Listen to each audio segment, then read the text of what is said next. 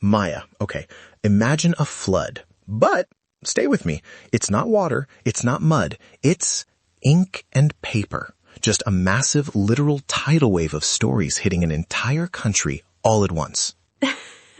A book flood? That sounds like my absolute dream, Leo. Or maybe a very specific kind of library disaster. Where are we talking about? Iceland. It's called Jólabókaflóð. I probably butchered the pronunciation, but it translates to the Yule Book Flood.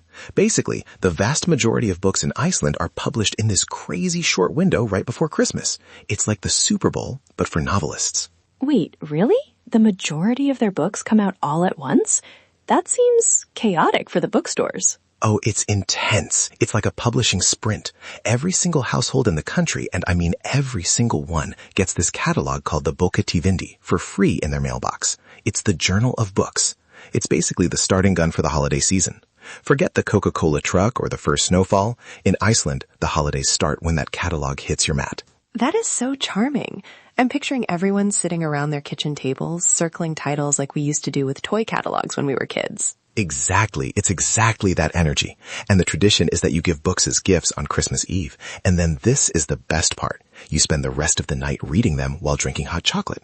It's like the entire nation enters this collective cozy cocoon. See, that sounds like a sanctuary. But I have to ask, why? I mean, Iceland is a very literary place, I know that. But why did it become this specific flood? Okay, this is the mind-blown part. It actually goes back to World War II. So Iceland was neutral, but they had these super strict currency restrictions. They couldn't import much giftware from other countries. But paper was way easier to get. The restrictions on imported paper were much more lenient than, say, electronics or fancy clothes. Wait, so it wasn't originally some deep poetic choice? It was a loophole? Basically, since they couldn't buy much else, books became the default gift. They had the money, they had the paper, but they didn't have the gadgets, so they just started printing. And it stuck. Even after the economy opened up and the war ended, the tradition was so baked into the culture that they just kept doing it. That's fascinating. It's like a beautiful accident of history. It reminds me of how some of the best recipes come from people just using whatever was left in the pantry. Totally. It's the pantry staples of culture. And it's not like they were starting from scratch either. Iceland has this, well, it's like a literary obsession that goes back 1,000 years. We're talking runes, Maya. Runes that people thought were passed down from the gods themselves. Runes? Like Viking-era inscriptions? Yeah, they found runes dating back to the 10th century. And then you have the sagas, these incredible epic stories written between the 12th and 15th centuries. They were like the original Netflix series, documenting family histories and legends. Literature is basically in their DNA. It makes sense that a culture built on sagas would embrace a book flood.